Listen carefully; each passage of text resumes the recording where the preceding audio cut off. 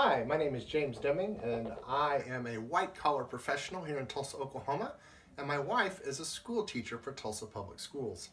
So today I was talking to somebody about the possible teacher strike coming, and they relayed to me a conversation they had had with somebody else where that person said, but they get the summers off in relation to teacher salaries.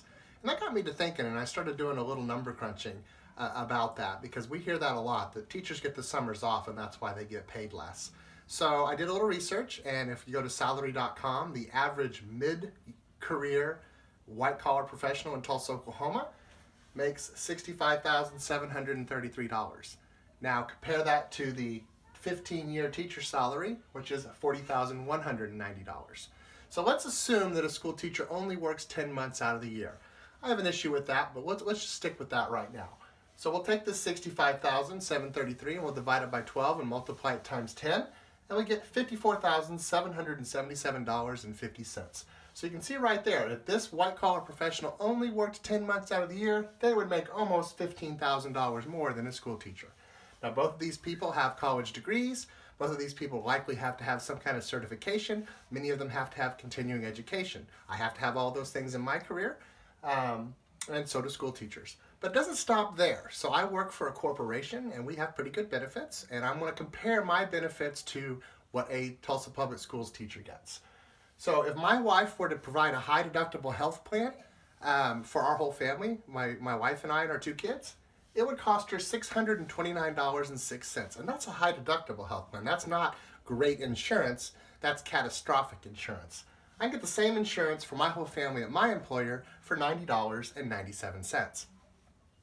Pensions. Teachers get pensions. That's a great benefit, right? Well, yes and no. The teachers pay for that. 7% of their salary is taken out to fund that pension.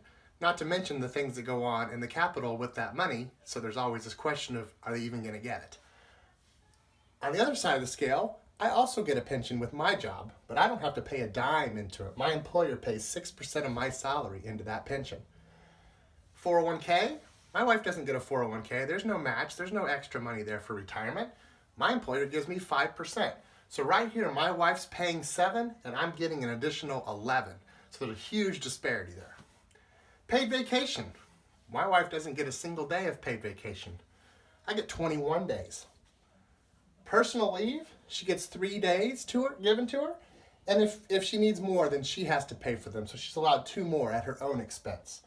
I get 4 days of personal leave. Sick time. This is one where she actually wins. She gets 10 days a year of sick time. I get 5. So that's a benefit. Paid maternity leave, she gets 0 days. If you're a male, paid paternity leave, 0 days. At my company, there's 6 weeks of paid maternity leave, and there's 3 weeks of paid paternity leave. Job expenses. I can't tell you how many hundreds, if not thousands of dollars a year we spend on supplies for my wife, for stuff for her classroom. I kind of did the math in my head, and I think it's March 5th, and we've already spent over $500 this year for school-related type expenses. At my job, if I need something, within reason, I order it. I get it. Paper, pens. I don't have to ask. I just get them.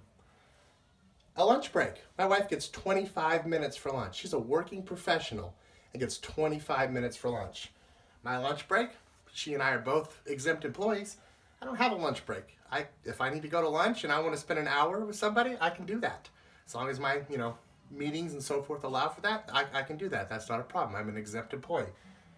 Plan time. She gets 45 minutes a day to do all her planning, to send out emails, make a phone call to a parent, whatever that she needs. The rest of the time she's on. She is with her students, giving presentations, all of those kind of things, teaching.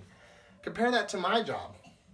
I give presentations, I do conference calls, I do meetings, I do all those things, but I get hours and hours a day if I need them to plan for those. If I need to do a presentation or something like that and I need to block off a couple hours, I do that. So my planning time is flexible, but she only gets 45 minutes. So what that means is she has to bring stuff home every night to work on. In my job, occasionally I have to work late, but I almost never bring work home to do in the evenings. It just doesn't happen that often. So, not to mention that my wife starts school at 7:30 in the morning and often doesn't get home until after 5. Um, my hours are not that. Um, so it hacks me off when I hear, yeah, they have the summers off. Well, even if that were true, and it is true to a degree, but that in the summers they're planning, they're getting supplies ready, they're doing all kinds of things in that time off they have. Teachers are teachers year round, but even if you account for that, they're still way underpaid compared to other working professionals. So next time, think about that before you say, yeah, but they get the summers off, because it comes across as pretty ignorant and uneducated about our teacher situation here in Oklahoma. So I hope you'll think about these and think about the other benefits, not only the pay, but the other benefits that the average working professional gets compared to a school teacher. And consider that when you're talking about this situation we have in Oklahoma, which is very dire. So thank you and have a great evening.